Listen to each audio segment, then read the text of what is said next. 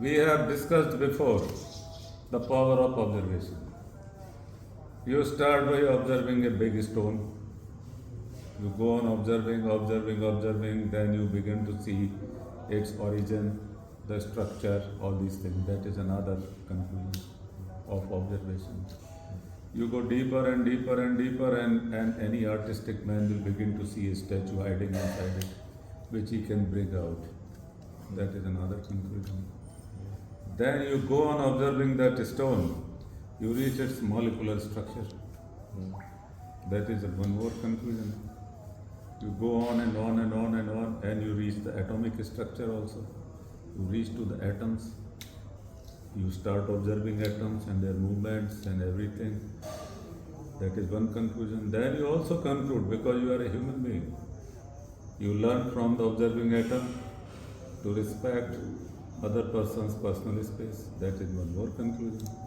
You go on observing, you reach particle level. You start observing particle and you realize by observing it is changing its behavior. That is one more conclusion.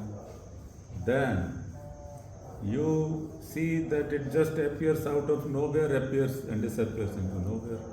Then your attention will go to the emptiness or the void.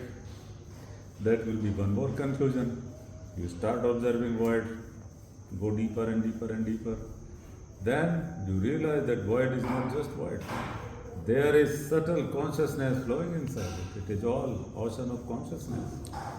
That is another conclusion. Then you go on observing, diving deep into that ocean of consciousness. And then you realize there is time flowing inside. That is another conclusion. Then you go on observing time and you realize there is a flow of consciousness inside the time also. You start observing it.